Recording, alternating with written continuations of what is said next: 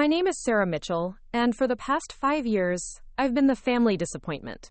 While my sister Jessica climbed her way up the corporate ladder in Portland, collecting designer handbags in a corner office view, I've been stuck in our childhood bedroom in Riverside, Oregon, working at the community center for what everyone assumes is barely above minimum wage. At every family gathering, Jessica made sure everyone knew exactly how she felt about my life choices. But what she didn't know was that the sister she called pathetic for living at home had been quietly building an empire right under her nose. And the house she thought I was too weak to leave? Well, let's just say the deed tells a very different story. Before we jump back in, tell us where you're tuning in from. And if this story touches you, make sure you're subscribed, because tomorrow, I've saved something extra special for you. I should have known Jessica would turn Uncle Tom's annual barbecue into another opportunity to showcase my failures. She arrived in her spotless BMW, stepping out in white designer jeans that probably cost more than I made in a month at the community center, or at least that's what she believed. Her husband Brian followed behind her, adjusting his polo shirt and checking his phone with the distracted air of someone who considered family gatherings beneath his pay grade. The afternoon had been going relatively smoothly until cousin Mike brought up housing prices in Portland.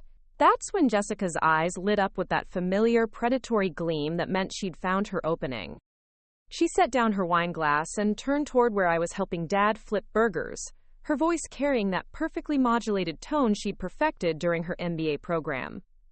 "You know what's funny?" she announced to the group gathered around the patio table.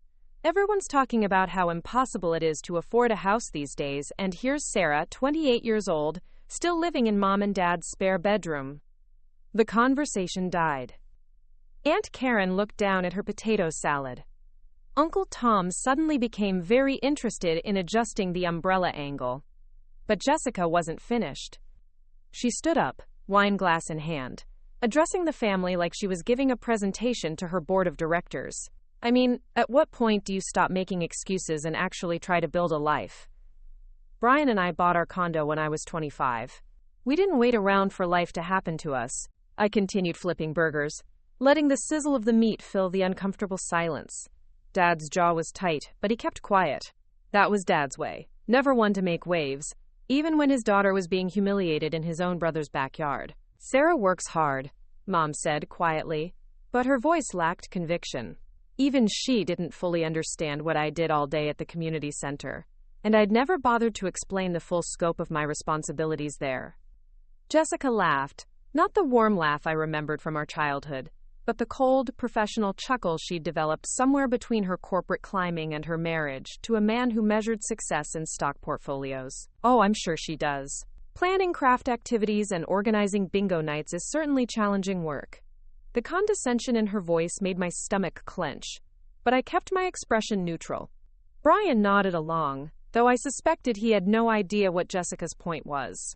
He was the kind of man who agreed with his wife in public and checked sports scores on his phone when she wasn't looking. "The thing is," Jessica continued, warming to her theme, "there comes a time when you have to stop being pathetic and actually take responsibility for your life. Living with your parents at almost 30 isn't charming or helpful. It's embarrassing." That word hung in the air like smoke from the grill. Pathetic. She'd used it before, usually in private phone calls with Mom, when she thought I wasn't listening, but never this directly, never in front of the whole family. I set down the spatula and finally turned to face her. "You're absolutely right, Jess," I said calmly, meeting her eyes. "Living with your parents at almost 30 would be pathetic." She smiled triumphantly, thinking she'd finally gotten through to me. "Exactly. So when are you going to do something about it?" I smiled back, but there was something in my expression that made Uncle Tom lean forward slightly, like he sensed the shift in the air. "Well, that depends. When are you going to stop assuming you know anything about my life?" The confidence in Jessica's smile wavered just slightly. Brian looked up from his phone, finally sensing that something interesting might be happening. Dad stopped pretending to organize the condiment table and turned his full attention to us. "What's that supposed to mean?" Jessica asked, her voice still controlled but with an edge creeping in. I picked up my water bottle and took a slow sip, letting the moment stretch.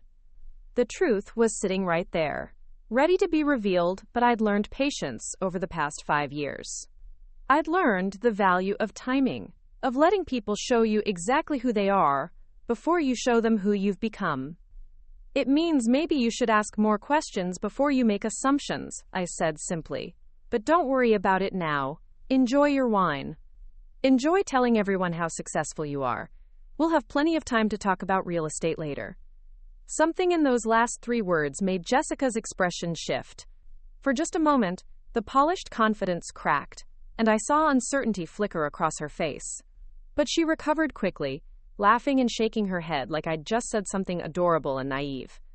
Real estate?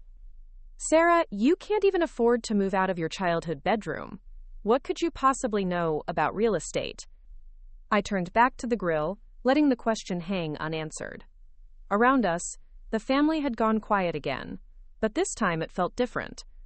Less uncomfortable, more expectant. Even cousin Mike had stopped scrolling through his phone and was watching us with interest. The thing about secrets is that they have weight.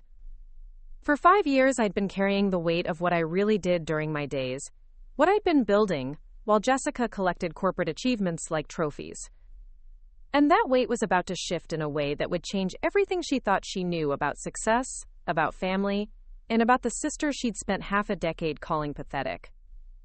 But that revelation would have to wait. For now, I was content to let her enjoy her moment of superiority, because I knew something she didn't. In 3 days, the Riverside City Council would announce the approval of the Historic District Development Project. In 3 days, the property values in our neighborhood would triple overnight. And in 3 days, Jessica would discover that her pathetic little sister owned not just the family home, but 6 other properties in the historic district that would soon be worth more than her precious Portland condo and Brian's entire investment portfolio combined. For now, though, I flipped burgers and let her talk. After all, I'd learned that the best revelations come to those who wait for the perfect moment to deliver them. Growing up, Jessica and I hadn't always been enemies.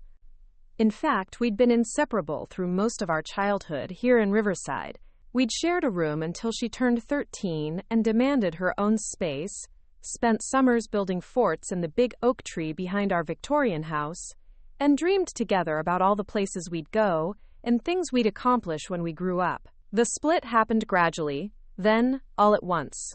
When Jessica graduated high school as valedictorian, she had acceptance letters from 3 universities.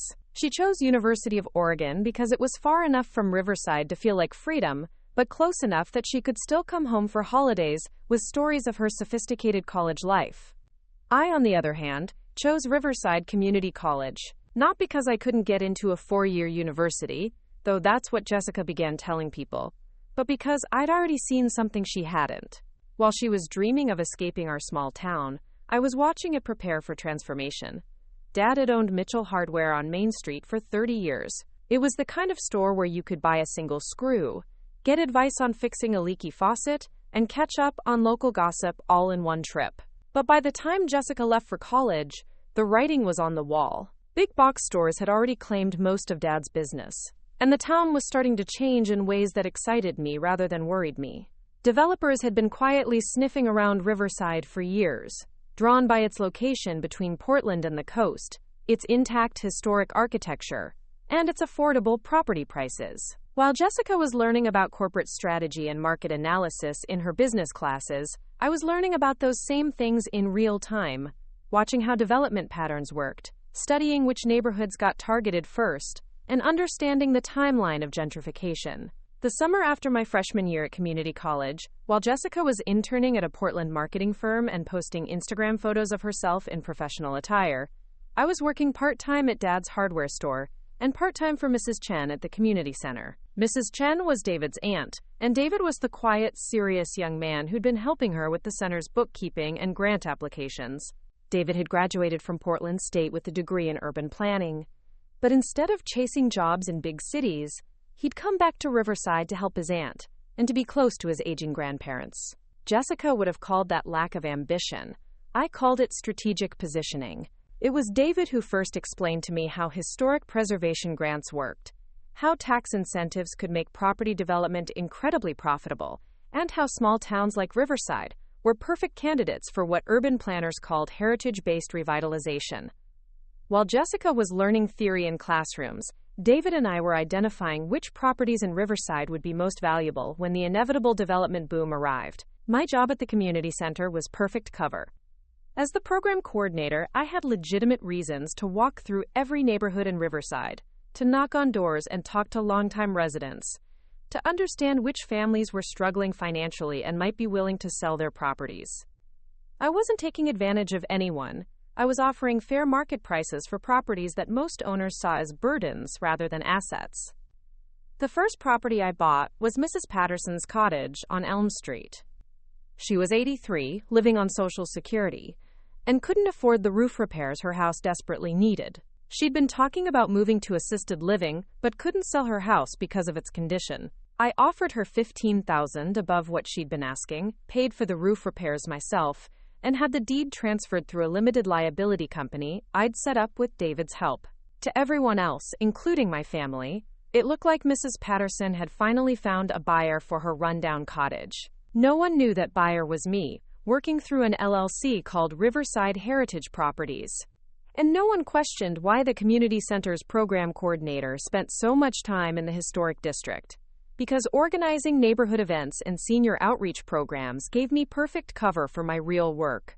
By the time Jessica graduated from college with her business degree, I owned 3 properties in Riverside's most historic neighborhoods. When she got married to Brian 2 years later in an expensive Portland ceremony, I owned 5. And when she started making comments about my failure to launch and my pathetic living situation, I was closing on my 7th property acquisition while living rent-free in the family home and saving every penny of my community center salary for down payments and property improvements. The beauty of my situation was that everyone saw exactly what they expected to see. To my family, I was the daughter who'd stayed home, taken the safe path, and never quite figured out how to build an adult life. To the community, I was the helpful young woman who organized senior lunches and coordinated after-school programs. To property sellers, I was the representative of a small development company interested in preserving Riverside's historic character. Only David knew the full scope of what I was building, and David understood the long game in ways that Jessica's quarterly profit reports couldn't capture. We'd spent countless evenings in his apartment above his grandmother's garage, spreading maps across his kitchen table and analyzing development patterns in similar towns throughout Oregon and Washington. We'd calculated timeline projections, studied zoning laws, and identified the exact trigger points that would transform Riverside from a sleepy town into a destination community. The trigger point we'd been waiting for was the historic district designation and the accompanying infrastructure development project. Preparing and narrating this story took us a lot of time, so if you are enjoying it, subscribe to our channel. It means a lot to us. Now back to the story. For 3 years, the City Council had been debating whether to apply for state and federal grants that would restore Main Street's historic facades, improve the waterfront park, and create the kind of pedestrian-friendly downtown that attracted tourists and new residents. Jessica knew none of this. During her brief visits home, she saw what she'd always seen: a boring, small town that she'd been smart to escape, a sister who lacked the ambition to leave, and parents who were content with their simple life. She never asked about my work beyond the surface level, never wondered why I seemed so content with my supposedly dead-end job, and never questioned why I wasn't desperately trying to escape Riverside the way she had. Her condescension had started small, little comments about how I should consider moving to Portland, suggestions that she could help me find a real job, observations about how I was wasting my potential. But as her own success grew, as Brian's investment portfolio expanded, as their Portland social circle became more exclusive, her comments became sharper, more pointed, more designed to highlight the gap between her achievements and my apparent stagnation. The irony was that while Jessica was building a life that looked successful from the outside, I was building something that would be successful from any angle. Her Portland condo was worth $400,000, and she was proud of that. But she had no idea that her pathetic little sister owned properties that would soon be worth more than her condo, her husband's car, and his annual bonus combined. She also had no idea that the sister she'd been dismissing as a failure had spent 5 years learning everything there was to know about real estate development, property management, historic preservation, and municipal planning. While she'd been networking at corporate happy hours, I'd been attending city council meetings. While she'd been earning her MBA, I'd been earning the respect of local officials, contractors, and longtime residents who would be crucial partners when Riverside's transformation began. But perhaps most importantly, Jessica had no idea that her pathetic little sister had been watching, learning, and remembering every condescending comment, every dismissive laugh, every moment when she'd made it clear that she considered herself superior in every way that mattered. The thing about building something quietly is that people don't see it until it's too big to ignore. And Jessica was about to discover that some foundations, once laid carefully and patiently, can support structures that reach much higher than anyone imagined possible. 3 days passed after Uncle Tom's barbecue, and the tension in our house was thick enough to cut with a knife. Jessica had extended her visit, claiming she wanted to spend more time with Mom and Dad, but I knew better. Something about our conversation at the barbecue had unsettled her, and Jessica never left anything unsettled. She was the type of person who needed to understand every angle, control every narrative, and right now she sensed there was something she was missing. She'd been watching me differently since Sunday, following me with her eyes when she thought I wasn't looking, asking seemingly casual questions about my work schedule and my plans. When I left for the community center each morning, I could feel her gaze burning into my back from the living room window. When I came home in the evenings, she'd suddenly appear in the kitchen, ready with comments about how tired I looked, or suggestions about job opportunities in Portland. Wednesday morning arrived gray and drizzly, typical October weather for Oregon. I was sitting at the kitchen table with my laptop and a cup of coffee when Jessica wandered downstairs in her silk pajamas, the kind that probably cost more than most people's monthly rent. She poured herself coffee from the pot Dad had made earlier and settled into the chair across from me with studied casualness. "Working from home today?" she asked, nodding toward my laptop screen. I'd quickly minimized the window showing property tax assessments for the historic district, but not before she'd gotten a glimpse of official-looking documents with dollar amounts that didn't match what she thought I earned. "Just catching up on some paperwork," I said, closing the laptop entirely. "Community center administration stuff." She sipped her coffee, watching me over the rim of her mug. "You know, I've been thinking about what you said on Sunday. About real estate." "Oh, yeah? Yeah. I mean, I know you were probably just trying to deflect from the conversation about your living situation, but it got me curious.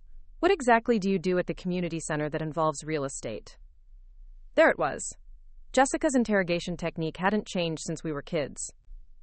She'd start with an assumption designed to put you on the defensive, then ask pointed questions that forced you to either lie or reveal more than you intended. It had worked on me when I was 12, and she'd wanted to know if I'd been the one who broke Mom's favorite vase. It wasn't going to work on me now. "We do neighborhood outreach," I said truthfully. "Property assessments for program eligibility, connecting seniors with resources for home maintenance, that kind of thing." "Property assessments?" She repeated the words slowly, like she was testing their flavor. "That sounds more involved than craft activities and bingo nights." "There's a lot more to community work than people realize," I said, standing up and putting my mug in the dishwasher. "But I wouldn't expect you to understand that. Your world runs on quarterly reports and profit margins. Mine runs on actually helping people." It was a low blow, and we both knew it. Jessica's face flushed slightly, but she kept her voice level. "I help people too, Sarah. I help them grow their investments and secure their financial futures. Right.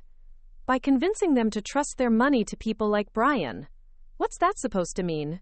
I paused at the kitchen doorway, laptop tucked under my arm. For a moment, I considered telling her exactly what it meant.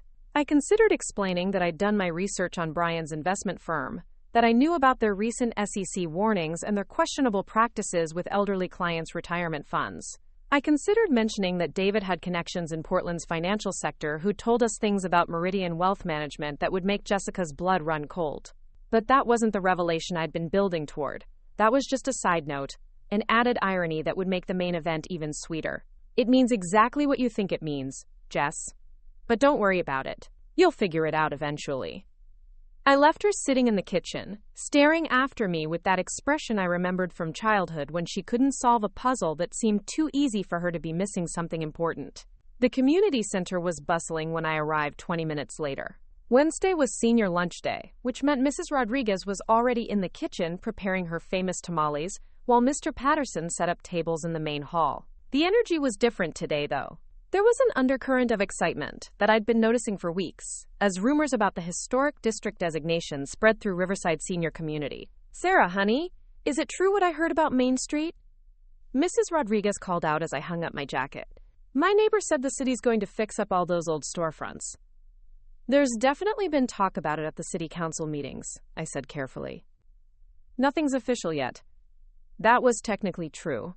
The vote wouldn't happen until this afternoon, and the public announcement wouldn't come until tomorrow. But I'd been attending those council meetings for 3 years, and I knew the political landscape well enough to read the signs. Councilmember Patricia Hayes had been the holdout, worried about the costs and the disruption to local businesses. But last month's feasibility study had addressed her concerns, and yesterday's closed session had been scheduled specifically to finalize the details. "Well, I hope they do something," Mr. Patterson said, arranging chairs around the tables. "Main Street's been looking shabby for too long. Might bring some life back to this town." Mr. Patterson had no idea how much life was about to return to Riverside, or how dramatically his own property values were about to increase. His house on Maple Street was just 3 doors down from my parents' place, and the lot size alone would make it incredibly attractive to developers once the historic district designation brought renewed interest to the neighborhood. David arrived at 10:30, carrying his laptop bag and wearing the kind of focused expression that meant he'd been up late running numbers.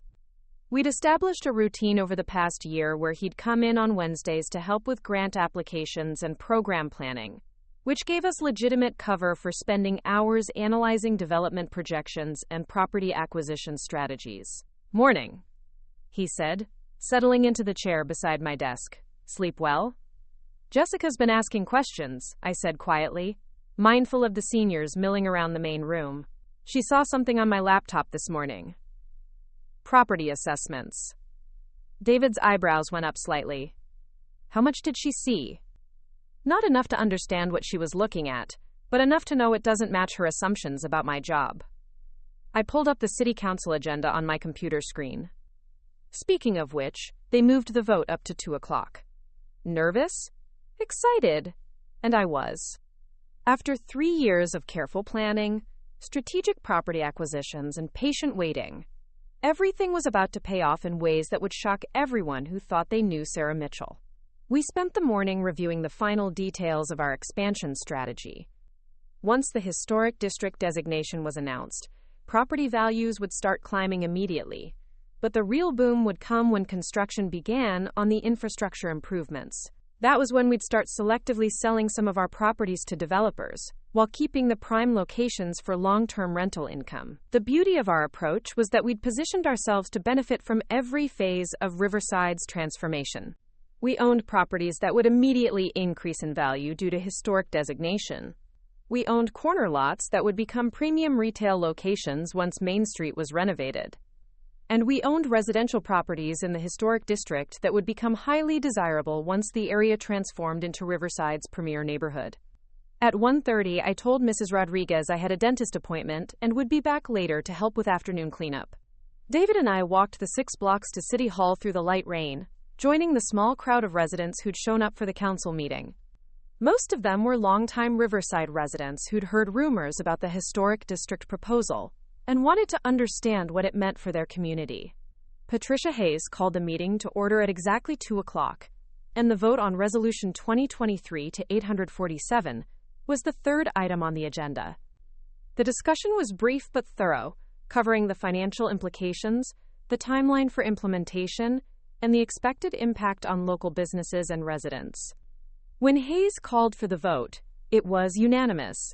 5 votes in favor of applying for historic district designation and pursuing the accompanying development grants. The announcement itself was dry and bureaucratic, but I felt my heart racing as Hayes read the resolution into the record. In that moment, 3 years of planning crystallized into official policy. Riverside's historic district would receive state and federal funding for facade restoration, street improvements, and infrastructure upgrades. Property values in the designated area would immediately qualify for tax incentives and development credits that would make investment incredibly attractive. As the meeting adjourned and residents began filing out, most of them looked pleased but not particularly excited. They saw the resolution as a nice improvement to their community, not as the economic earthquake it actually represented. Only David and I understood the full magnitude of what had just happened. "How does it feel to be a real estate mogul?" he whispered as we walked back toward the community center. "Ask me tomorrow when Jessica finds out," I said, but I was smiling. We were halfway back when my phone buzzed with a text from Mom. "Jessica wants to take everyone out to dinner tonight to celebrate her promotion. Eddie's Steakhouse at 7. Can you make it?" I showed the message to David, and he shook his head with amusement. "Perfect timing." "What do you mean?" "Think about it. Tomorrow morning, the historic district announcement will be in the newspaper. Property assessments will start getting updated within a week. Real estate agents will start calling property owners in the historic district to discuss selling opportunities. And tonight, Jessica wants to celebrate her success while lecturing you about your lack of ambition." He was right. The irony was almost too perfect. Tonight would be Jessica's last chance to feel superior about her corporate achievements, because tomorrow, everything would change. Tomorrow, the sister she'd been calling pathetic would quietly become one of the most successful real estate investors in Central Oregon. But more than that, tonight would be my last chance to watch Jessica perform her superiority without her knowing that the audience had changed. For months, I'd been the family disappointment, the sister who couldn't get her life together, the woman whose best prospect was organizing craft activities for senior citizens. After tomorrow, I'd be the sister who'd outsmarted everyone, who'd built wealth while pretending to be broke, who'd seen opportunity where others saw only a sleepy small town. The anticipation was intoxicating, not because I wanted to humiliate Jessica, but because I was finally ready to step out of the shadows I'd been working in for so long. I was ready to show my family who I really was and what I'd actually been building during all those years they thought I was wasting my potential. "Are you going to tell them tonight?" David asked. "Not everything," I said, already planning how the evening would unfold. "But maybe it's time for Jessica to understand that making assumptions about people can be dangerous." Eddie's Steakhouse was Riverside's idea of fine dining, which meant white tablecloths, dim lighting, and entrees that cost more than most locals spent on dinner for a week. Jessica had chosen it specifically because she knew it would emphasize the difference between her success and my supposed poverty. She probably expected me to order the cheapest item on the menu and let her pick up the check as another demonstration of her generosity toward her struggling sister. She had no idea that I could afford to buy Eddie's Steakhouse outright if I wanted to, or that I'd actually considered it as an investment property before deciding the location wasn't strategic enough for my portfolio. By the time David and I got back to the community center, word about the city council vote was already spreading through Riverside's informal communication network. Mrs. Rodriguez was practically bouncing with excitement as she told everyone who'd listen about the historic district designation and what it might mean for property values. Mr. Patterson was calculating how much his house might be worth if the improvements actually happened. I smiled and nodded and acted appropriately pleased, but inside I was already thinking about tomorrow's newspaper announcement and how dramatically it would change the conversation at our family dinner table. Tonight, Jessica would celebrate her promotion and probably make more comments about my need to develop professional ambition.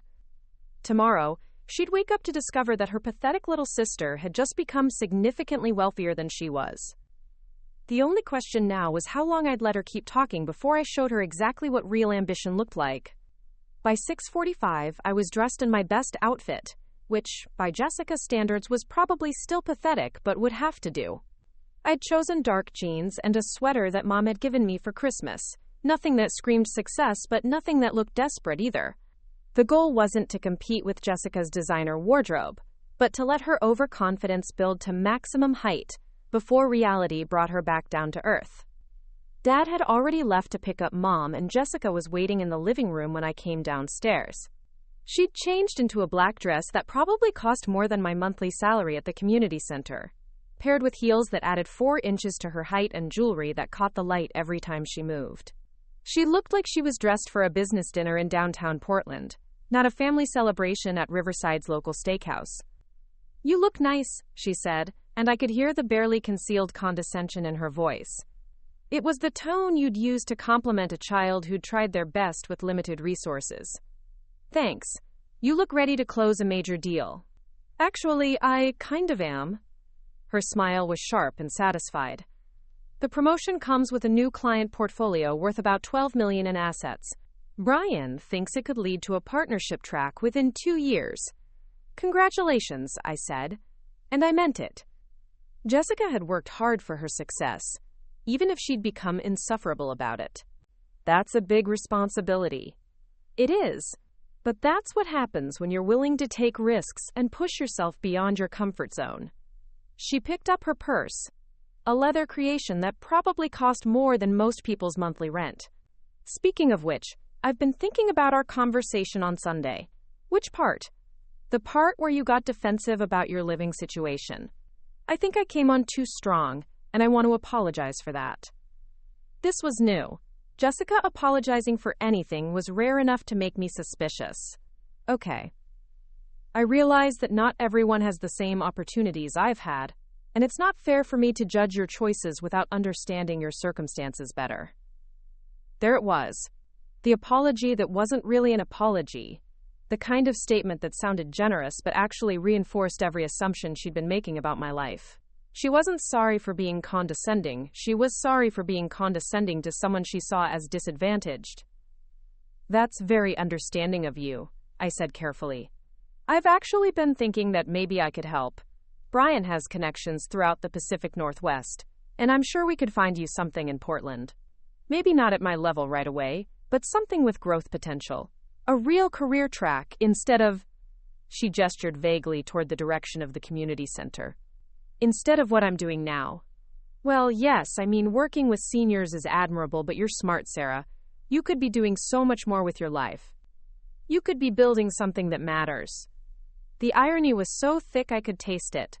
Here was Jessica, offering to help me build something that mattered, completely unaware that I'd spent the last 3 years building something that would dwarf her $12 million client portfolio. Here was Jessica, worried about my lack of career growth, not knowing that my net worth had increased more in the past 3 years than hers had in her entire professional life. "I appreciate the offer," I said, grabbing my jacket from the coat closet. "But I'm pretty happy with what I'm building here in Riverside." "Sarah." Her voice had that patient, older sister tone that used to make me feel small when we were kids. "Riverside isn't going anywhere. There's no growth here. No opportunities for someone with your potential. You're wasting your 20s in a town that peaked 30 years ago." I turned to face her, jacket in hand, and smiled. "You know what, Jess? You're absolutely right. Riverside isn't going anywhere." She looked pleased, thinking she'd finally gotten through to me. "It's going up," I added quietly. "What?" "Property values, development opportunities, economic growth. Riverside isn't going anywhere because it doesn't need to. Everything's coming here." Jessica frowned, clearly not understanding what I meant. "Sarah, that's not how economic development works. Small towns like this don't just suddenly become growth centers." "You're right," I said, opening the front door. "They don't just suddenly become growth centers. It takes planning, investment, and people who understand how to position themselves for long-term success instead of chasing quarterly profits." She followed me out to the porch, her heels clicking against the wooden boards. "What are you talking about?"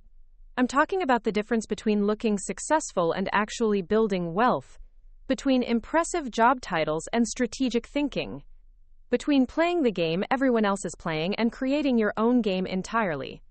"Sarah, you're not making sense." I paused at the bottom of the porch steps, looking back at her silhouetted in the doorway light. Tomorrow, everything would be different. Tomorrow, she'd understand exactly what I'd been talking about. But tonight, she could enjoy her moment of superiority one last time. "Don't worry about it," I said. "You'll figure it out soon enough." As we drove to Eddie's in her pristine BMW, Jessica kept glancing at me with confused concern, like she was trying to solve a puzzle that had suddenly become more complicated than she'd expected. She'd spent 5 years thinking she understood her little sister perfectly, confident in her role as the successful one, the ambitious one, the sister who'd figured out how to build a meaningful life. She had no idea that the sister sitting beside her had been building something far more substantial than a corporate career, or that tomorrow's newspaper would shatter every assumption she'd made about success, ambition, and who in the Mitchell family had really figured out how to create lasting wealth. But she was about to find out. Eddie's Steakhouse was exactly what I'd expected.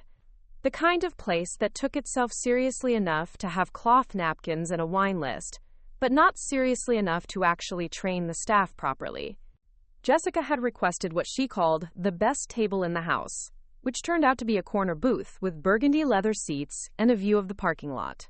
She'd arrived 15 minutes early to ensure everything was perfect for what she clearly saw as her triumphant evening. Mom and Dad were already seated when Jessica and I walked in, Dad looking uncomfortable in the sport coat Mom had insisted he wear, Mom beaming with pride at Jessica's success. Brian was checking his phone with the distracted air of someone who considered family dinners an obligation rather than a pleasure, but he stood when we approached and shook my hand with the kind of firm grip that was supposed to communicate confidence and dominance. "Sarah," he said with his practiced smile, "good to see you again. How's the community work going?" "Can't complain," I said, sliding into the booth across from him. "How's the investment business?" Something flickered across his expression, too quick for anyone else to notice, but I caught it. David's contacts in Portland had been very thorough in their research about Meridian Wealth Management, and what they'd found would make for interesting dinner conversation if I decided to share it. But tonight wasn't about Brian's questionable business practices. Tonight was about Jessica's assumptions. "Booming," he said, recovering his composure. "The market's been very good to us this year." "I bet it has," I said, accepting a menu from the server. The irony wasn't lost on me that Brian was bragging about market performance on the same day I'd become significantly wealthier than he was, thanks to a real estate portfolio he didn't even know existed. Jessica settled into the booth beside Brian with the satisfied air of someone who was about to hold court. She'd been building up to this dinner all week, I realized. The promotion was just the excuse. What she really wanted was another opportunity to showcase the gap between her success and my supposed failure, but this time with witnesses, and in a setting that emphasized her ability to afford nice things. "So," she said, opening her menu with theatrical flourish, "I thought tonight would be perfect for sharing some exciting news and maybe doing some family planning." Dad perked up at the mention of planning. He'd always been a planner, someone who liked to think 3 moves ahead, which made it even more ironic that he'd completely missed what his younger daughter had been planning for the past 3 years. "The promotion's official," Jessica continued, "and it comes with a significant salary increase. Brian and I have been talking about our 5-year goals, and we think it's time to start thinking about expanding the family." Mom practically glowed at this announcement. She'd been not so subtly hinting about grandchildren for the past 2 years, and Jessica's news was clearly the answer to her prayers. "That's wonderful, honey," Mom said, reaching across the table to squeeze Jessica's hand. "Have you thought about timing?" "Well, that's part of what we wanted to discuss tonight." Jessica's smile had that sharp edge I recognized from childhood, the one that meant she was about to make a point at someone else's expense. "We've been looking at houses in Lake Oswego, and we found this beautiful colonial that would be perfect for raising children." Lake Oswego was Portland's most exclusive suburb, where houses started at 7 figures and neighbors competed over who had the most perfectly manicured lawn. It was exactly the kind of place Jessica would choose, not because she loved the house, but because she loved what the address would say about her success. "The thing is," she continued, "the timing works out perfectly because it means we'll finally have space to help family members who might be struggling with their living situations." There it was, the setup I'd been expecting all evening. Jessica wasn't just announcing her success. She was positioning herself as the family savior, the successful sister who could rescue her pathetic sibling from a life of small-town mediocrity.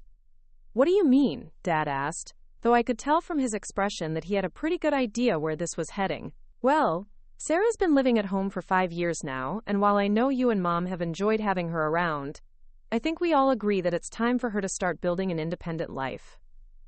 Jessica's voice was warm and caring, the tone of someone offering generous assistance. "The house in Lake Oswego has a beautiful guest suite that would be perfect for Sarah while she gets established in Portland." The silence that followed was loaded with assumptions. Mom looked pleased at the idea of her daughters living closer together. Dad looked relieved at the prospect of me finally launching into adult independence.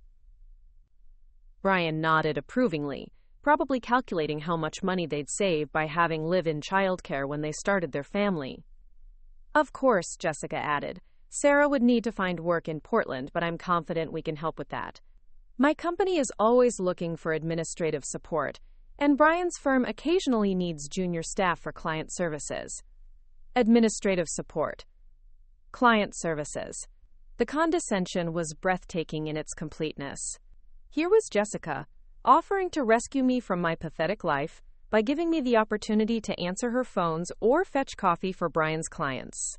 She was so convinced of her own generosity that she couldn't see how insulting her offer actually was.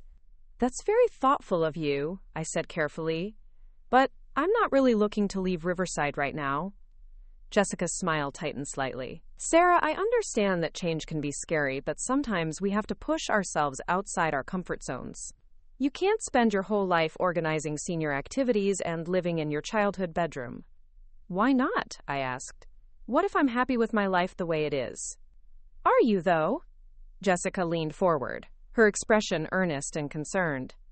Are you really happy working a dead-end job for barely above minimum wage? Are you really fulfilled living with our parents at 28? Are you really satisfied with a life that has no growth potential, no future prospects, no real achievements to show for all your education and intelligence? Each question was designed to highlight my supposed failures, to force me to admit that my life was as pathetic as she believed it to be.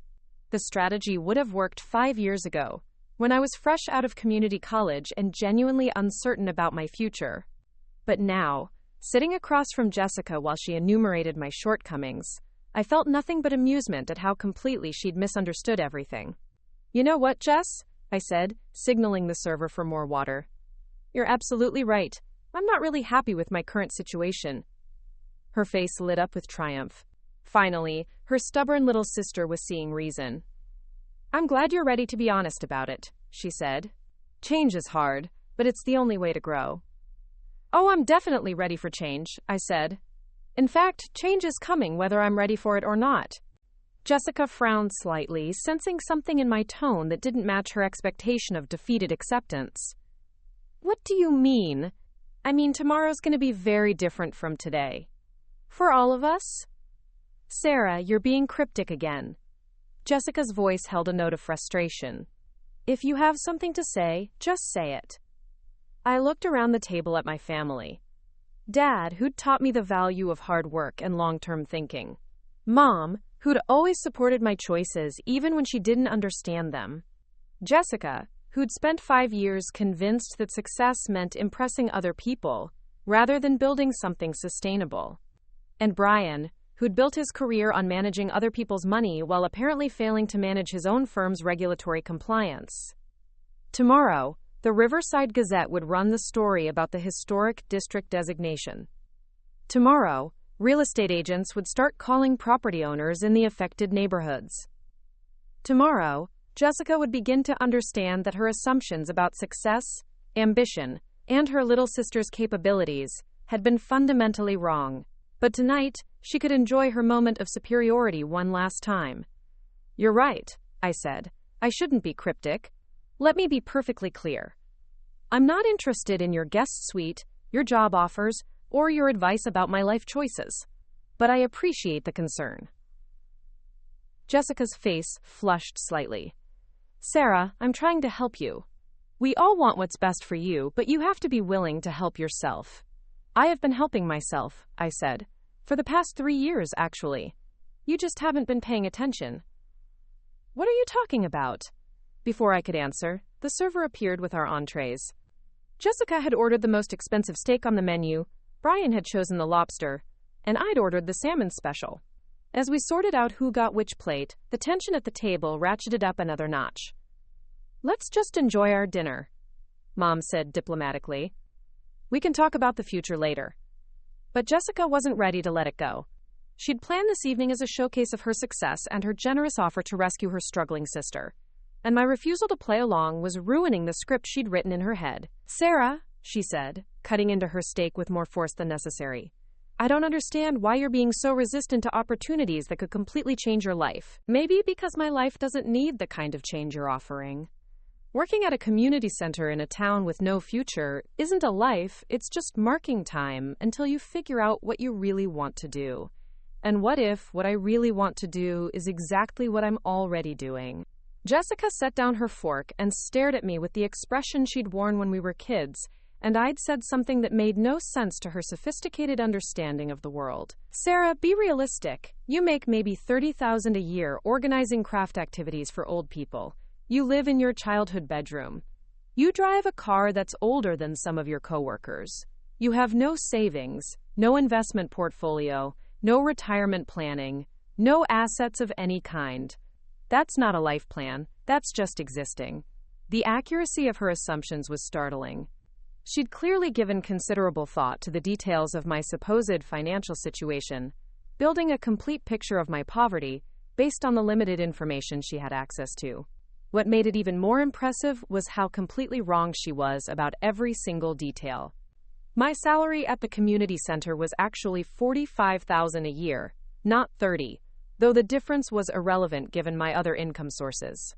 I did live in my childhood bedroom, but by choice rather than necessity. My car was indeed older, but paid for and reliable, which freed up money for more important investments. And as for savings, investment portfolio, retirement planning, and assets, well, tomorrow she'd learn exactly how wrong she was about those assumptions. You're right about the car, I said. It is pretty old. Jessica looked relieved, thinking she'd finally gotten through to me. But everything else you just said is complete nonsense. What? The part about no savings, no investments, no assets, no future prospects. The part about organizing craft activities for old people. The part about Riverside having no future. The part about me not having a real-life plan. I took a bite of salmon, chewing thoughtfully. Pretty much everything you think you know about my life is wrong. Brian looked up from his lobster, finally paying attention to our conversation. Dad stopped pretending to focus on his dinner and leaned forward slightly. Mom's expression shifted from diplomatic concern to genuine curiosity. Sarah, Jessica said slowly, what exactly are you saying? I'm saying that making assumptions about people can be dangerous. I'm saying that success doesn't always look like what you expect it to look like. And I'm saying that sometimes the person you think needs rescuing is actually doing just fine on their own. That's very philosophical, but it doesn't change the facts about your situation. You're absolutely right, I said. It doesn't change the facts. It just changes which facts you're aware of. Jessica stared at me for a long moment, clearly trying to decode what I was telling her. The problem was that the truth was so far outside her expectations that she couldn't even begin to guess what she was missing. Are you saying you have some kind of secret income? She asked finally. Because if you're doing something illegal— Nothing illegal, I said quickly. Everything completely legitimate, properly documented, and fully compliant with all applicable regulations. Then what? I glanced around the table again. Tomorrow, they'd all know the truth. Tomorrow, Jessica's entire understanding of our family dynamic would be turned upside down.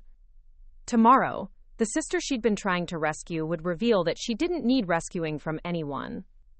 But tonight, I could give her just enough information to keep her awake wondering what she'd missed. Let's just say that working at the community center has given me access to information and opportunities that most people don't know about. And let's say that I've been very good at recognizing the value of those opportunities. What kind of opportunities? The kind that require patience, long-term thinking, and the ability to see potential where other people see problems. Jessica's frustration was mounting. Sarah, stop being mysterious and just tell us what you're talking about. I'm talking about the difference between playing the game everyone else is playing and creating your own game entirely. I'm talking about the difference between chasing quarterly profits and building generational wealth. I'm talking about the difference between looking successful and actually being successful. You're not making any sense. I'm making perfect sense. You're just not listening to the right parts. The rest of dinner passed in uncomfortable tension.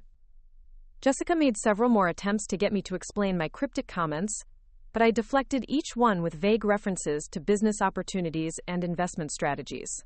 By the time we finished dessert, she was practically vibrating with frustration at her inability to crack the puzzle I'd presented. As we waited for the check, Jessica made one final attempt to reassert control over the narrative she'd constructed about our family dynamics. "Sarah, I hope you'll think seriously about my offer," she said, her voice tight with barely controlled irritation. "The guest suite will be available whenever you're ready to stop playing games and start building a real future." "I appreciate that," I said, standing up to put on my jacket. "But I should probably warn you that by next week, my definition of real future might be very different from yours." "What's that supposed to mean?" I smiled at her across the table, the same smile I'd worn at Uncle Tom's barbecue when she'd called me pathetic for living at home. "It means you should probably read tomorrow's newspaper," I said. "Local section. There's going to be a story that I think you'll find very interesting." As we walked out to the parking lot, Jessica grabbed my arm just outside the restaurant door. "Sarah, what's going on? And don't give me another cryptic answer. I know something's happening, and I know you're not telling me what it is." For a moment, I considered telling her everything. I considered explaining about the property acquisitions, the development strategy, the historic district designation, and the transformation that was about to sweep through Riverside. I considered describing the meeting with the city council, the projections for property value increases, and the investment portfolio that would soon make her Portland condo look like a modest starter home. But then I remembered 5 years of condescending comments, dismissive laughter, and assumptions about my lack of ambition. I remembered every time she'd made it clear that she considered me a failure, every suggestion that I needed her help to build a real life, every moment when she'd positioned herself as the successful sister who'd figured out how the world really worked. "Tomorrow, Jess," I said, gently pulling my arm free. "Read the local section of tomorrow's newspaper, and then we can talk about building real futures." I left her standing in the parking lot, staring after me with the expression of someone who just realized that the puzzle she'd been trying to solve was far more complicated than she'd imagined. Tomorrow she'd understand exactly how complicated it really was. But tonight she could go home to her hotel room and wonder what her pathetic little sister had been building while she was busy collecting corporate achievements and planning her rescue mission. Tomorrow would bring clarity. Tonight brought anticipation. And for the first time in 5 years, I was looking forward to a conversation with my sister. Thursday morning arrived with the kind of crisp October sunshine that made everything look like a postcard. I was already dressed and drinking coffee in the kitchen when Dad came downstairs at 6:30, earlier than usual for a man who'd been retired for 2 years. He moved quietly, trying not to wake Mom or Jessica, but I could tell from his expression that he hadn't slept well. "Morning, Dad," I said, pouring him a cup from the fresh pot I'd made. "Morning, sweetheart." He settled into his usual chair at the kitchen table, the same spot where he'd eaten breakfast for 30 years. "You're up early." "Big day ahead," I said, which was the understatement of the century. Dad studied my face with the careful attention he'd always given to details that didn't quite add up. He'd spent 3 decades running Mitchell Hardware, and successful small business owners developed a sixth sense for when something important was happening just outside their field of vision. "Sarah," he said slowly, "last night at dinner you said some things that got me thinking." "Oh yeah? You mentioned reading today's newspaper. Something about a story in the local section." I nodded, sipping my coffee and waiting for him to continue. "And you've been different lately. Not unhappy different, just focused. Like you're working towards something specific." Dad had always been observant, but I was surprised he'd picked up on the subtle changes in my behavior over the past few months. I'd thought I'd been careful to maintain my usual routine, but apparently a lifetime of living in the same house made it impossible to hide everything from someone who knew you that well. "What if I told you that everything you think you know about my life is about to change?" I asked. Dad's eyebrows went up slightly. "I'd say that's either very good news or very concerning news, and I'd want to know which one it is." "It's good news, Dad. Really good news." "For you?" "For all of us." He was quiet for a moment, processing this information in the methodical way he'd always approached problems at the hardware store. Dad believed in understanding all the variables before making decisions, and right now he was clearly missing several crucial variables. "Does this have anything to do with why Jessica's been so frustrated with you lately?" I almost laughed at the question. Jessica's frustration was about to reach levels she'd never experienced before, but not for the reasons she expected. Jessica's frustrated because she thinks she understands my life, and I've been letting her think that. But today, her understanding is going to get a major update. Should I be worried? Only if you're worried about your daughter being more successful than you ever imagined possible. Dad's expression shifted from concern to curiosity. He'd raised 2 daughters who'd both inherited his work ethic and his ability to think strategically, but he'd watched one chase conventional success while the other seemed content with a simple life. Now I was telling him that his assessment of the situation might have been completely wrong. "Sarah," he said carefully, "are you saying you've been working on something bigger than your job at the community center?" "Much bigger." "How much bigger?" I was saved from answering by the sound of footsteps on the stairs. Jessica appeared in the kitchen doorway wearing silk pajamas and the kind of perfectly arranged bedhead that probably took 20 minutes to achieve. Her expression was tight with the residual frustration from last night's dinner, and I could tell she'd spent most of the night trying to decode my cryptic comments. "Good morning," she said, her voice carefully neutral. "Morning, Jess. Sleep well?" "Fine." She poured herself coffee and sat down across from me, her movements precise and controlled. "I've been thinking about our conversation last night." "Which part?" "The part where you kept making mysterious comments about tomorrow's newspaper and business opportunities and building real futures." Dad looked between us with growing interest. He could sense the tension in the room, but he didn't understand its source or its likely resolution. "And?" I prompted. "And I think you're playing some kind of game to avoid dealing with the reality of your situation. Last night you acted like you had some kind of secret success story, but this morning you're still sitting in our parents' kitchen wearing the same clothes you've worn for the past 5 years. Jessica's voice had that patient, older sister tone that used to make me feel small and defensive. But this morning, it just made me smile. "You're right," I said. "I am still sitting in our parents' kitchen. And these clothes are definitely not new. So what was all that nonsense about reading today's newspaper?" I glanced at the clock on the microwave.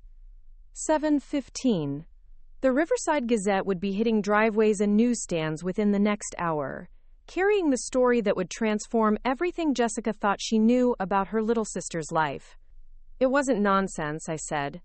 "But you'll understand that better once you've read the story." "What story?" "The one about the historic district designation that the city council approved yesterday afternoon." Jessica frowned, clearly not understanding why I thought she'd be interested in local zoning decisions. "Sarah, I don't care about Riverside's municipal planning. I care about your refusal to take responsibility for your life. Those 2 things are more connected than you realize." "How?" Instead of answering, I stood up and walked to the front door, retrieving the newspaper from the porch where the delivery driver had left it 20 minutes earlier. The headline was exactly what I'd expected. City Council approves historic district designation for downtown Riverside. Below that, in smaller text, development project expected to bring millions in investment to local community. I returned to the kitchen and spread the newspaper on the table, folding it so the headline was clearly visible. Jessica glanced at it dismissively. "See?" I said. "Historic district designation, approved yesterday." "So?" "So read the article." Jessica sighed with exaggerated patience, but she leaned forward and began reading. Dad moved his chair closer so he could see the newspaper, his expression growing more curious by the minute. The article was comprehensive, covering everything from the financial details of the development grants to the timeline for infrastructure improvements. It mentioned the expected impact on property values, the types of businesses that would be attracted to the restored historic district, and the potential for significant economic growth throughout Riverside. "This is nice for the town," Jessica said when she finished reading, "but I still don't understand what it has to do with you." "Keep reading," I said. "There's a sidebar article about local property ownership in the affected area." Jessica found the smaller article, which listed some of the major property owners who would benefit from the historic district designation. The list included several longtime Riverside families, a few small investment companies, and near the bottom, Riverside Heritage Properties, LLC. Riverside Heritage Properties, Jessica read aloud. Owner of 7 properties in the designated historic district, with an estimated combined value of... She stopped reading and looked up at me with confusion. $2.4 million? Estimated value before the designation, I corrected. The actual current value is probably closer to $3.8 million, and it'll go up from there as development proceeds. Sarah, why are you showing me this? Because Riverside Heritage Properties is my company. The silence that followed was absolute. Dad's coffee cup stopped halfway to his mouth. Jessica stared at me like I'd just spoken in a foreign language. Even the clock on the microwave seemed to pause in the sudden stillness of the kitchen. What? Jessica's voice was barely a whisper. Riverside Heritage Properties. I founded it 3 years ago as a limited liability company focused on acquiring undervalued properties in areas with high development potential. I currently own 7 properties in Riverside's new historic district, including the Victorian house at 247 Maple Street. Jessica blinked rapidly, trying to process this information. What house at 247 Maple Street? This house, I said simply. The house you've been making fun of me for living in. The house you think I'm too pathetic to leave. I bought it from Mom and Dad 18 months ago. Dad's coffee cup finally completed its journey to the table, landing with a soft clink that seemed unnaturally loud in the stunned silence. You bought our house?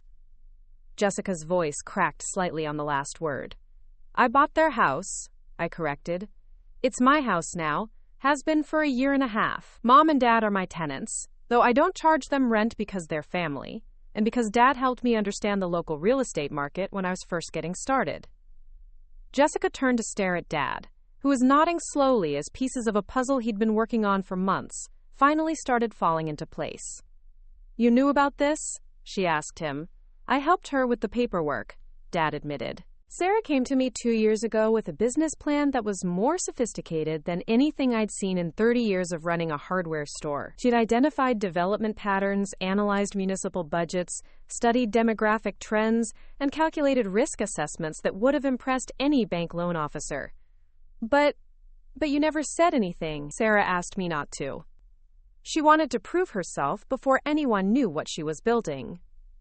Jessica turned back to me, her expression cycling through confusion, disbelief, and the beginning of something that might have been anger. You've been lying to us for 3 years? I've been working for 3 years, I said. I never lied about anything. I just didn't volunteer information that you never asked for and wouldn't have believed anyway. What do you mean I wouldn't have believed it? Jess, you spent last night lecturing me about my lack of savings, my absence of investment portfolio, and my complete failure to build any kind of financial future. Would you have believed me if I'd told you I owned nearly $4 million worth of real estate? She opened her mouth to respond, then closed it again as the full implications of what I'd told her began to sink in. $4 million, she repeated slowly, and growing. The historic district designation will probably add another $1 million to the portfolio value within 6 months. And that's before we start developing any of the properties. We? David and I. He's my business partner. Has been from the beginning. Jessica's face was cycling through emotions I'd never seen before. The sister who'd spent 5 years pitying my lack of ambition was discovering that I'd been building wealth at a rate that dwarfed her corporate achievements. David Chin, she said. Your boyfriend who works at the community center. David Chin, urban planning consultant and co-founder of Riverside Heritage Properties. He works at the community center 1 day a week as a favor to his aunt. The rest of the time, he's analyzing development opportunities and managing our property acquisitions. This is insane. Jessica stood up abruptly, pacing to the kitchen window and back.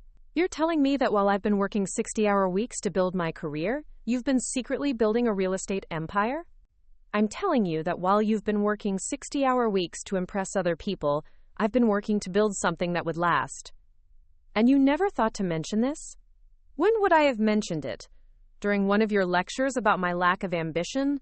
While you were explaining how pathetic my life choices were? When you were offering to let me live in your guest suite and answer phones at your office? Jessica flinched at the reminder of her condescending offer from the night before. I was trying to help you. You were trying to feel superior to me. There's a difference. Dad cleared his throat gently. Maybe we should all take a step back and... No, Jessica interrupted, turning back to face me. I want to understand this. You're saying you've been pretending to be a failure while actually building a multi-million-dollar business? I haven't been pretending anything. I work at the community center because I love the work, and because it gives me access to information about neighborhood developments. I live in this house because it's a smart financial decision, and because I enjoy being close to family. I drive an older car because it's reliable and paid for, which frees up capital for investments. But you let me think you were struggling. I let you think what you wanted to think. You never asked about my finances, my business interests, or my long-term plans. You just assumed I was failing because my life didn't look like yours. Jessica sat back down heavily, staring at the newspaper article like it might change if she looked at it long enough. This house is really yours? Want to see the deed? Before she could answer, I went to the home office Dad had set up in what used to be our old playroom and retrieved the folder containing all the property documents. When I returned to the kitchen, I spread the deed across the table next to the newspaper. Jessica stared at the official document with her name listed as the sole owner of 247 Maple Street, Riverside, Oregon. The purchase price, the closing date, the legal description of the property, all of it clearly documented in the kind of bureaucratic language that left no room for misinterpretation. Oh my God, she whispered. You really do own our house. My house, I corrected gently. Though you're welcome to visit any time. She looked up at me with an expression I'd never seen before. Not anger, not confusion, but something closer to awe, mixed with a healthy dose of shame. Sarah, I owe you an apology. You owe me several apologies. But we can start with just one. I'm sorry. I'm sorry for assuming I knew what your life was like. I'm sorry for thinking you needed rescuing. I'm sorry for calling you pathetic, and for suggesting you were wasting your potential. Thank you. But I still don't understand how you did this. How did you know the historic district designation would happen? How did you identify which properties to buy? How did you finance 7 real estate purchases on a community center salary? These were good questions, the kind of analytical thinking that had made Jessica successful in her corporate career. Now that the shock was wearing off, her business mind was engaging with the puzzle of how I'd accomplish something she'd considered impossible. I didn't finance 7 purchases on my salary alone, I said. The first property was financed through a combination of my savings, a small business loan, and a private investment from David's family. Once that property started appreciating in value, I used the equity to finance the second purchase. Then I used the combined equity from the first 2 properties to buy the third, and so on. Leveraging appreciation for acquisition capital, Jessica said, recognizing the investment strategy. Exactly. By the time I bought this house from Mom and Dad, I had enough equity in my other properties to pay cash. And you knew about the historic district designation in advance? I knew it was being discussed. David and I attended city council meetings for 3 years, studying the development proposals and understanding the political dynamics. We didn't know for certain that it would be approved, but we calculated that the probability was high enough to justify the investment risk. Jessica shook her head slowly. This is the kind of strategic thinking they teach in graduate-level business courses. It's the kind of strategic thinking that works in the real world, regardless of where you learn it. Dad had been listening to our conversation with growing pride and amazement. Sarah, I knew you were smart, but this is extraordinary. Thanks, Dad. I learned most of it from watching you run the hardware store. You always said the key to business success was understanding your market better than your competitors did. But I never built anything like this. You built something different but equally valuable. You built trust in the community, relationships with customers, and a reputation for reliability that lasted 30 years. I built on that foundation. Jessica was quiet for several minutes, reading through the property documents and absorbing the reality of what I'd accomplished. When she finally looked up, her expression had shifted from shock to something approaching respect. The promotion I was celebrating last night, she said quietly. My new client portfolio worth $12 million? Yeah? You own almost $4 million in assets personally. As in, you own them outright, not just managing them for other people. That's correct. And your net worth is going to keep growing as property values increase. That's the plan. Jessica was quiet again, and I could see her recalculating everything she thought she knew about success, ambition, and which of us had built the more impressive career. Sarah, she said finally, I feel like an idiot. You're not an idiot. You just made assumptions based on limited information. I called you pathetic. Yeah, you did. I offered to let you live in my guest suite and get you a job answering phones. Yeah, you did that too. While you were secretly wealthier than me. While I was building something that would make me significantly wealthier than you, yes. Jessica buried her face in her hands. This is humiliating. It doesn't have to be, I said. It could just be educational. What do you mean? I mean, you could learn something from this experience about the difference between appearing successful and actually building wealth. About the value of understanding local markets instead of just following national trends. About the importance of asking questions instead of making assumptions. Are you offering to teach me? I'm offering to include you if you're interested in learning how this really works, instead of just being embarrassed about how wrong you were. Jessica looked up. Surprised. Include me how? David and I have been discussing expansion opportunities in other Oregon towns that are following similar development patterns. We could use a partner with corporate finance experience and connections to institutional investors. You want me to join your real estate company? I want you to decide whether you're more interested in managing other people's money or building wealth of your own. Jessica stared at me for a long moment, processing this unexpected offer. The sister she'd been trying to rescue was now offering to help her build something bigger than anything she'd accomplished in her corporate career. What about Brian? What about my job in Portland? What about the house in Lake Oswego? Those are your decisions to make. But I'd suggest you think carefully about whether the life you've been building is actually the life you want, or just the life you thought you were supposed to want. Meaning, yesterday you were lecturing me about building a real future. Today you're discovering that I built exactly the kind of future you thought was impossible. Maybe it's time to reconsider what's actually possible when you stop trying to impress other people and start focusing on creating something that lasts.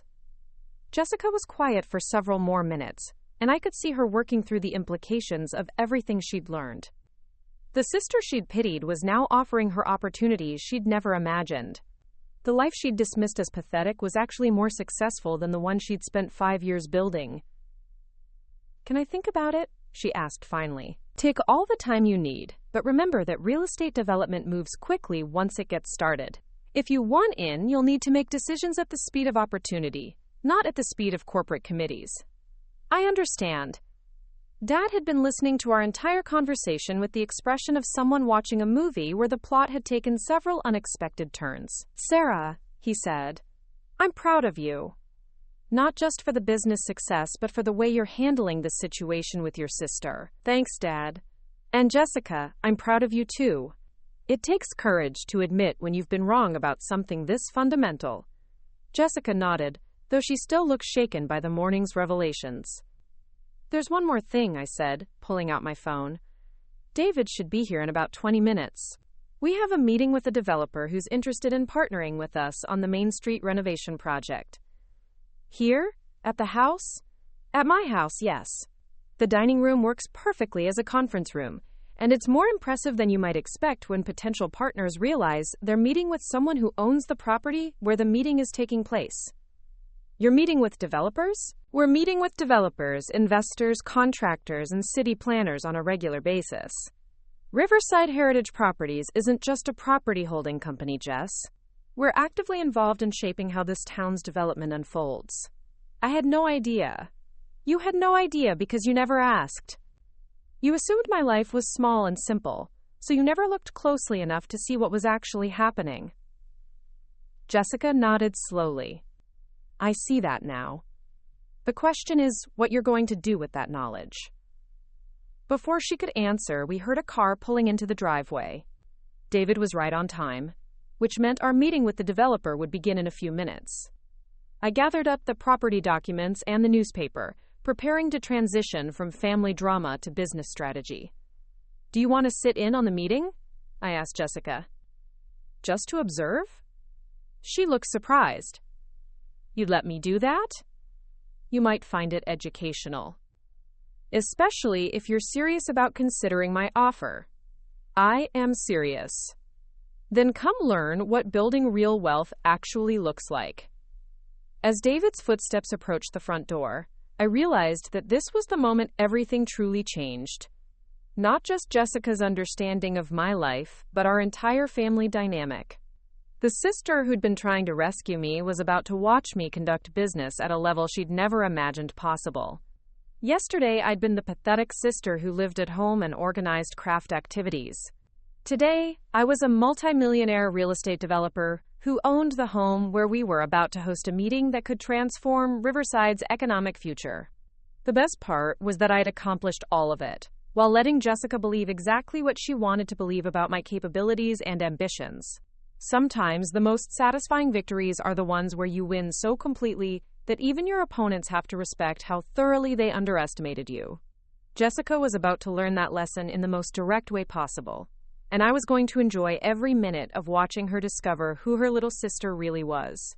6 months later, I was standing in what had once been Dad's old hardware store, watching construction crews install floor-to-ceiling windows that would transform the space into Riverside's first boutique coffee roastery. The morning sun streamed through the openings, where dusty display shelves had stood for 3 decades, illuminating the exposed brick walls and polished concrete floors that would soon host the kind of urban professionals who commuted from Portland for the authentic small-town experience. The transformation of Main Street had exceeded even David's most optimistic projections. What we'd calculated as a 5-year development timeline had compressed into 18 months of controlled chaos, with construction crews, city planners, and business owners working in carefully orchestrated harmony to rebuild Riverside's commercial district. Property values had tripled within the first quarter after the historic district designation, and tourism revenue was already showing the kind of sustained growth that attracted serious investors. Jessica appeared in the doorway of the former hardware store, wearing work boots and paint-splattered jeans that would have been unthinkable during her corporate days. She'd traded her Portland condo for a converted loft above what would soon be Riverside's premier art gallery, and her investment banking career for a hands-on role managing the commercial development side of our rapidly expanding business. The permits for the Riverside Pavilion just came through, she called out, dodging a carpenter carrying lumber toward the back of the space. Construction starts Monday, and we're on track for the summer opening.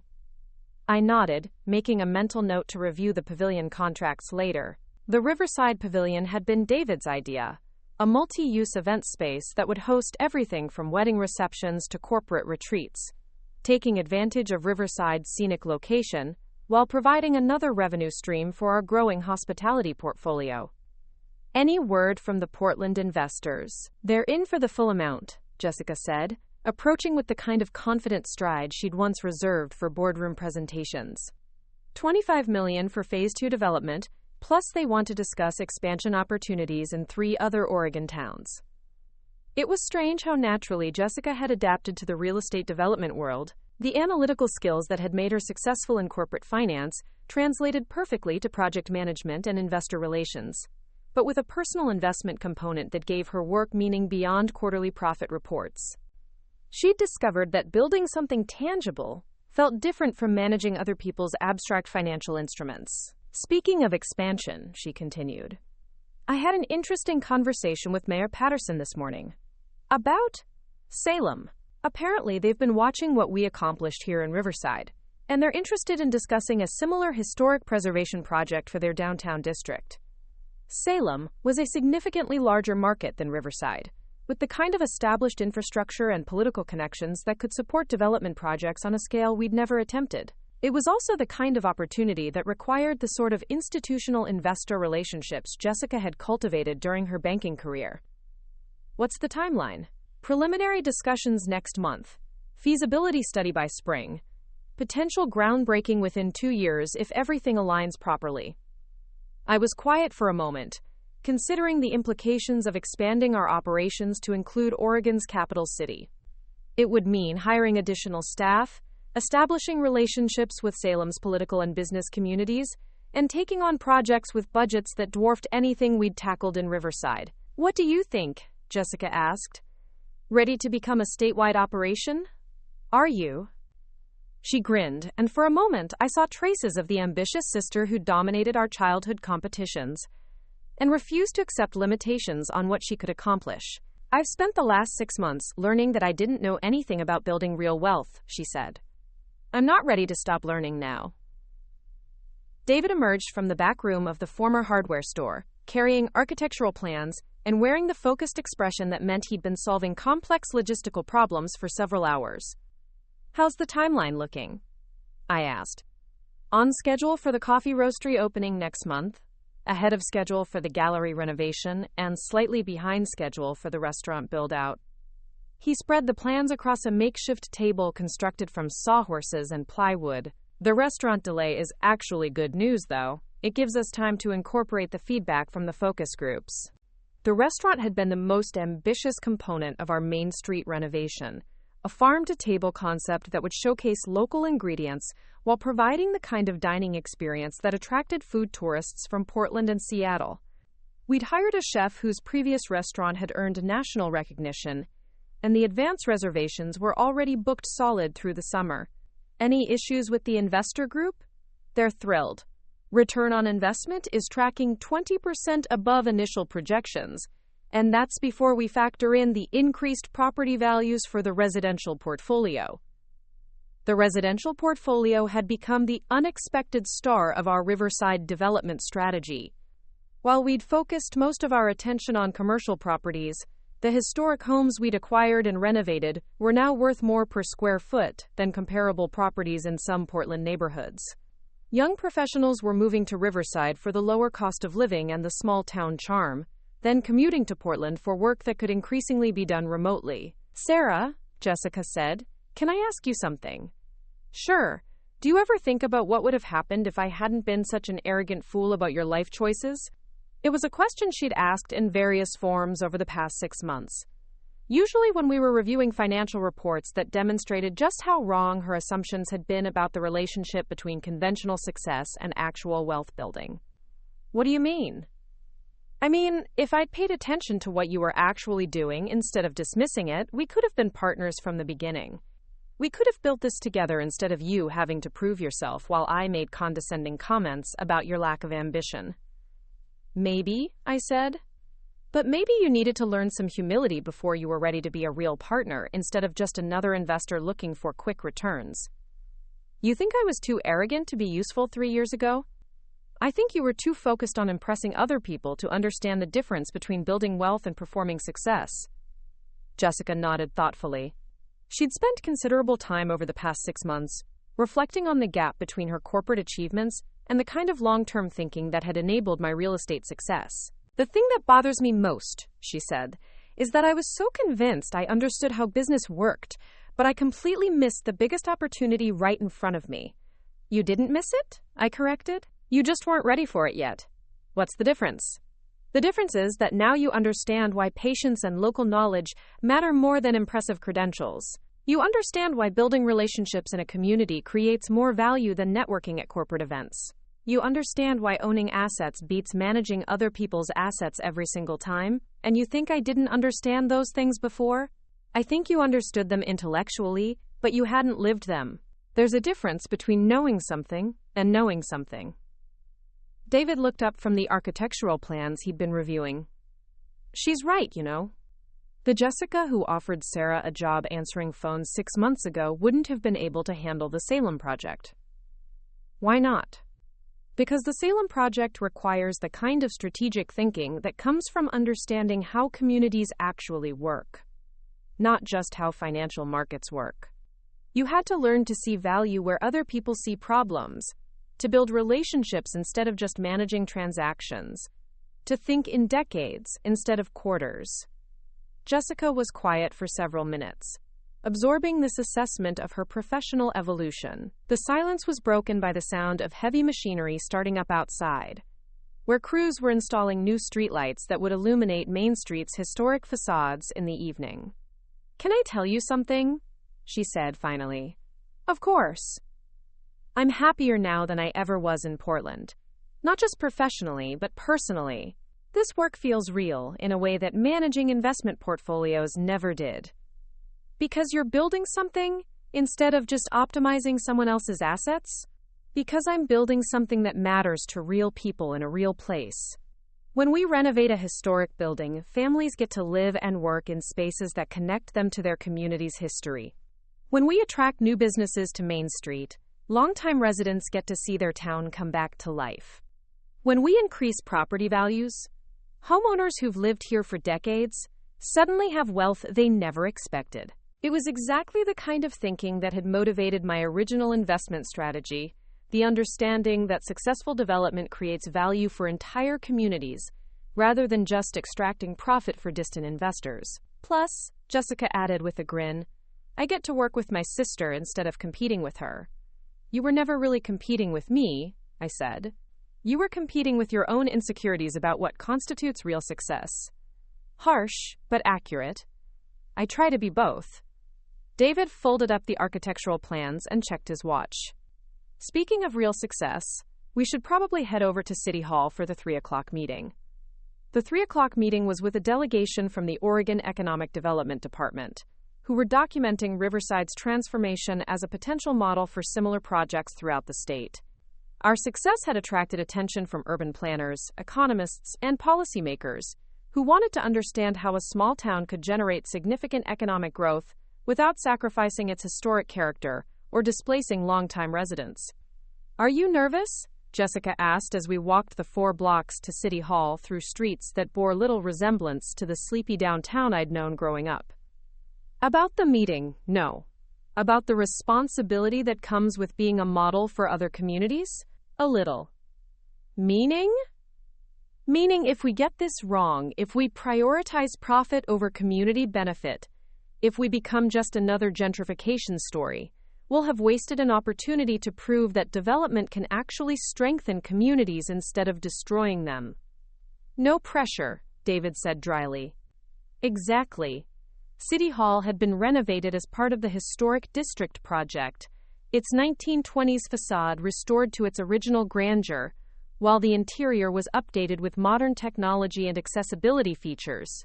The conference room where we met with state officials overlooked Main Street, providing a perfect view of the construction projects and new businesses that demonstrated Riverside's economic renaissance. The meeting lasted 2 hours and covered everything from our financing strategies to our community engagement processes. The state officials were particularly interested in how we'd managed to increase property values without displacing longtime residents, a challenge that had proven insurmountable in many other development projects. The key, I explained, was involving existing residents in the planning process from the beginning. Instead of treating them as obstacles to development, we treated them as partners who understood the community's needs and priorities. Can you give us a specific example? Asked Dr. Martinez, the lead economist for the State Development Department.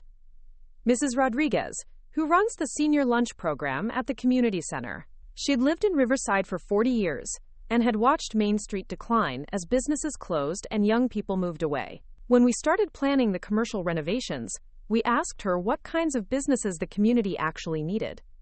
And what did she say? She said Riverside needed a pharmacy, a hardware store, and a place where teenagers could hang out after school that wasn't the parking lot behind the old grocery store. Dr. Martinez smiled. And did you deliver on those needs? We did better than that.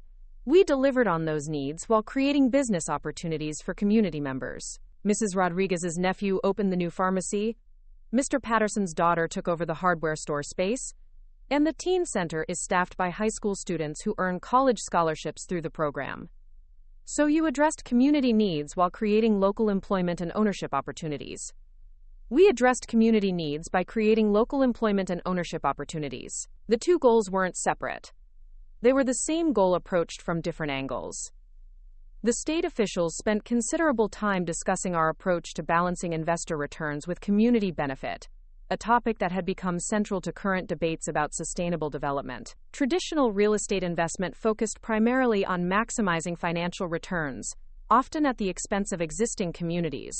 Our model demonstrated that community benefit and investor returns could be mutually reinforcing when projects were designed thoughtfully. What advice would you give to other communities considering similar development strategies? Dr. Martinez asked. Jessica leaned forward, and I realized she was about to answer a question that 6 months ago she wouldn't have been qualified to address. Start with listening, she said. Not market research or demographic analysis, but actual listening to the people who live and work in the community you're trying to improve. They understand things about local needs and opportunities that don't show up in any database. And then? Then think in decades instead of quarters. Real community development takes time, and the most valuable outcomes often aren't visible in the first year, or even the first 5 years. If you're looking for quick returns, invest in something else. Finally, I added, remember that sustainable development requires sustainable communities. If your project displaces the people who made a place worth investing in, you haven't created value, you've just relocated it.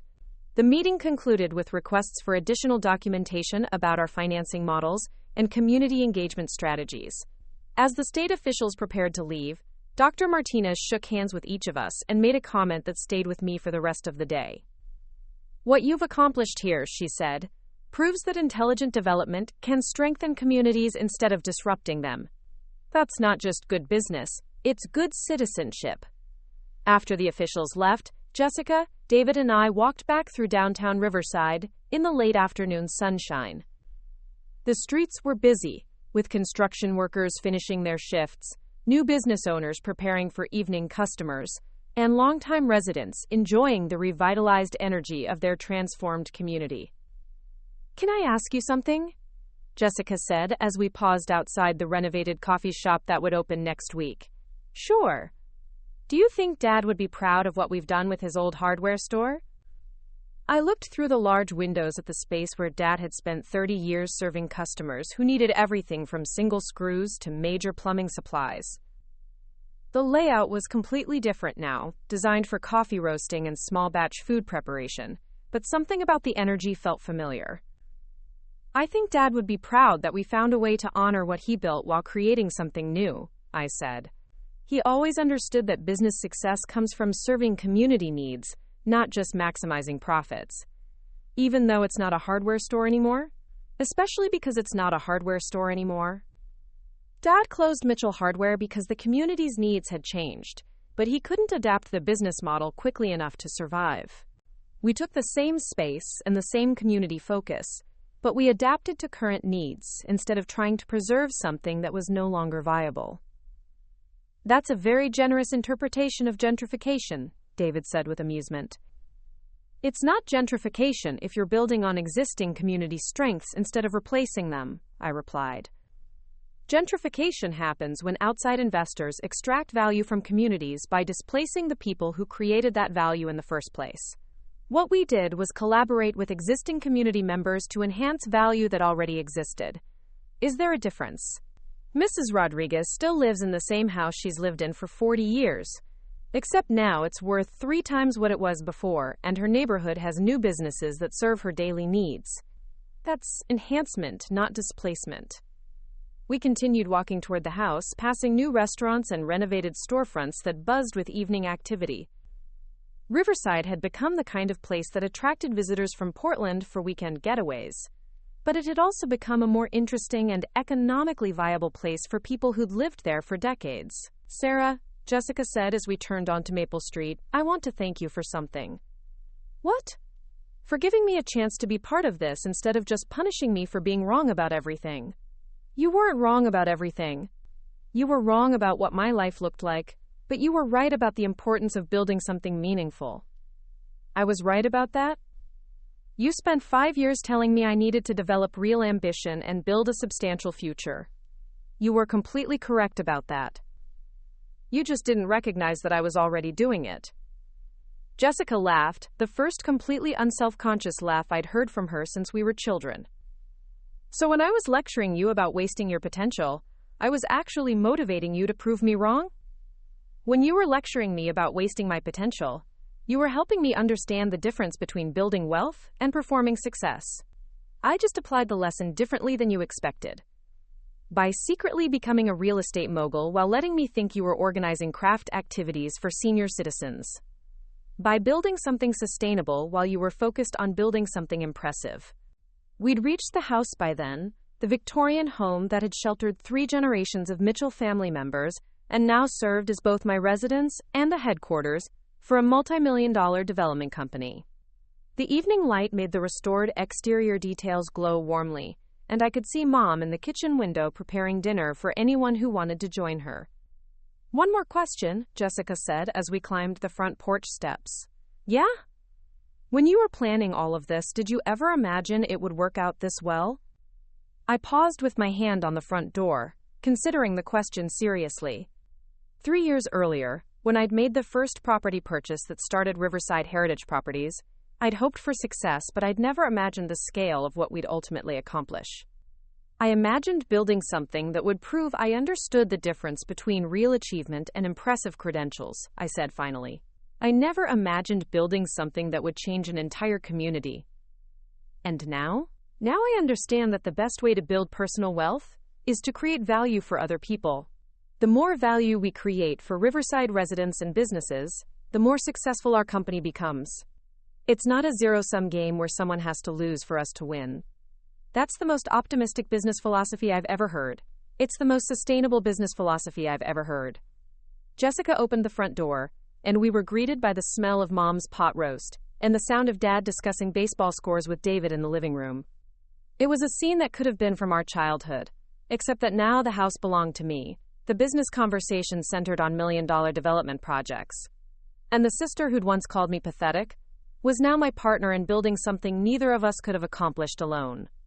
6 months earlier, Jessica had been convinced that success meant impressing other people with quarterly achievements and expensive possessions.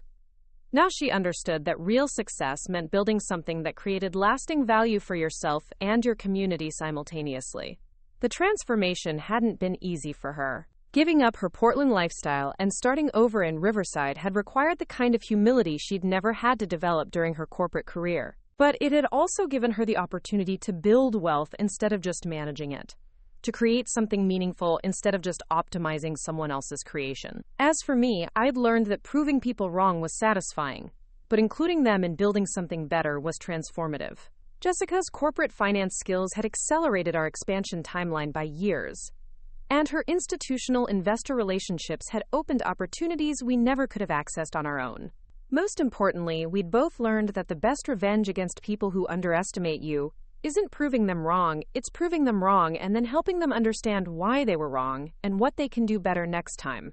That evening, as we sat around the dinner table discussing plans for the Salem project and reviewing financial projections for the next quarter, I realized that the sister who'd once called me pathetic for living at home had become one of the most important contributors to the success I'd built while living at home. The house that had once represented my failure to launch had become the foundation for launching something bigger than either of us had imagined possible. And the sister who'd tried to rescue me from my supposedly pathetic life had discovered that the most satisfying rescue was learning to build something meaningful together.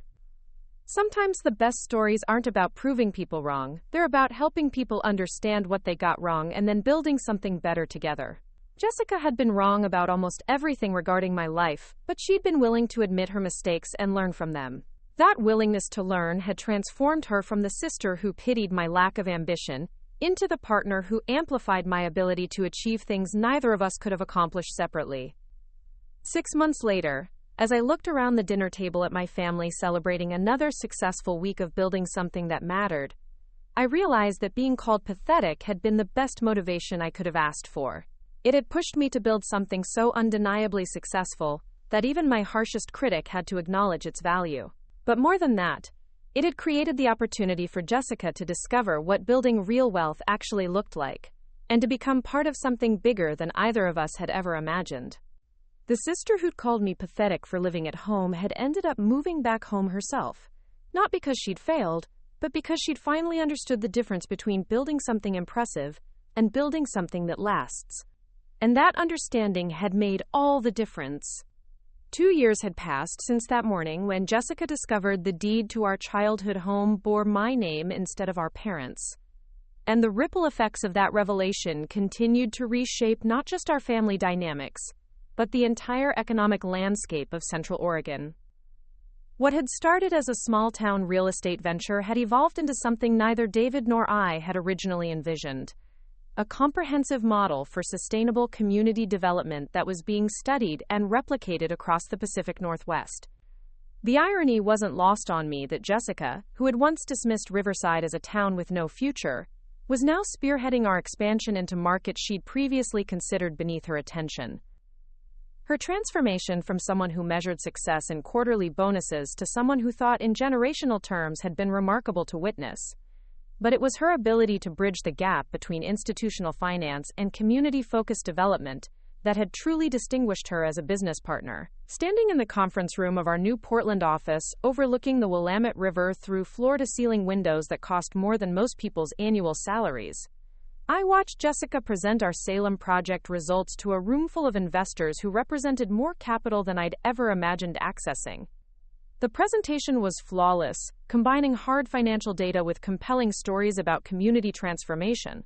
But what struck me most was how naturally she'd integrated the language of social impact with the metrics that institutional investors demanded.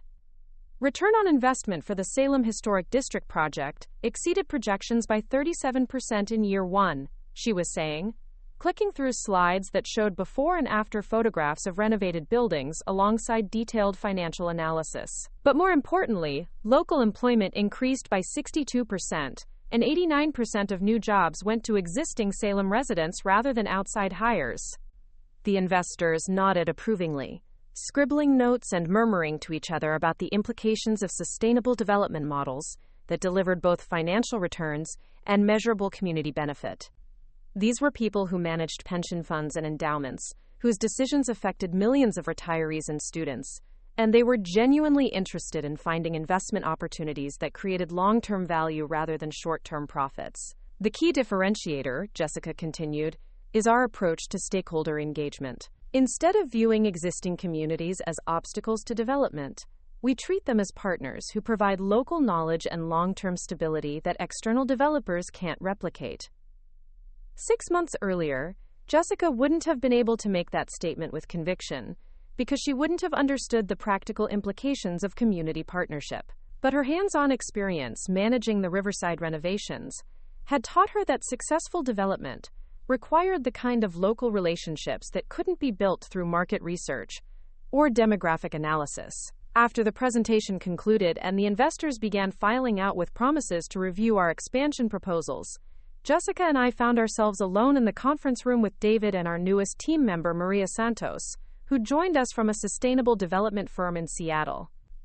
"How do you think that went?" Jessica asked, loosening the structured blazer she'd worn for the presentation.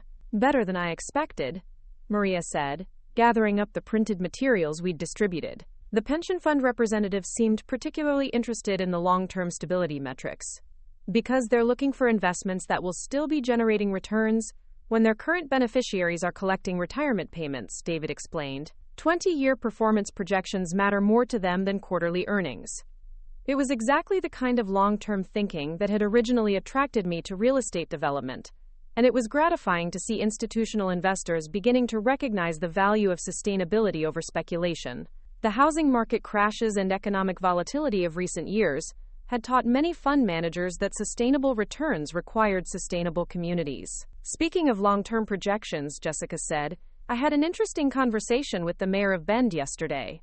Bend was Central Oregon's premier destination city, known for outdoor recreation and craft beer culture, but also increasingly recognized for the kind of economic growth that attracted serious development investment. If we could establish a presence in Bend's market, it would position us as a truly regional operation, with the scale to compete for major projects throughout Oregon and Washington.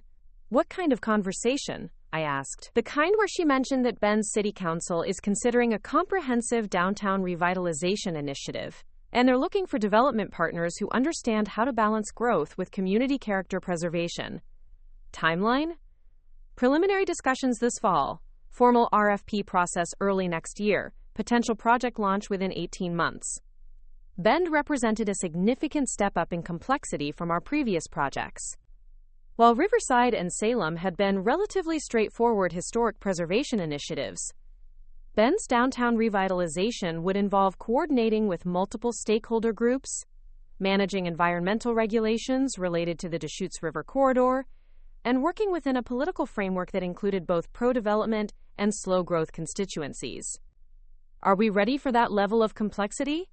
David asked, voicing the question we were all considering. "Financially, yes," Jessica said. "We have the capital access and the track record. Operationally, it would stretch our current capacity, which means hiring additional staff and probably establishing a Bend office," I added. "Which means making a commitment to becoming a truly regional operation instead of a local company that happens to work in multiple markets." It was the kind of decision that would fundamentally change the nature of our business. For 3 years, we'd operated as an extended family enterprise, with Jessica, David, and me making all major decisions collectively, and maintaining personal relationships with most of our contractors, investors, and municipal partners.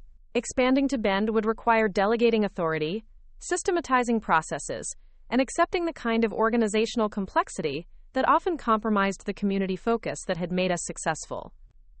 "What does your gut tell you?" Maria asked, looking at me. I was quiet for several minutes, considering not just the financial implications of expansion, but the personal implications of success at a scale I'd never anticipated. When I'd bought my first property in Riverside's historic district, I'd been motivated by a desire to prove that unconventional approaches could generate superior results. Now we were being invited to prove that community-focused development could work at regional scale. "My gut tells me that we've learned something important about how development can strengthen communities instead of disrupting them," I said finally. "And if we've learned something important, we have an obligation to apply that knowledge where it can make the biggest difference. Even if it means risking what we've already built? Especially if it means risking what we've already built. Static success isn't really success, it's just comfortable stagnation."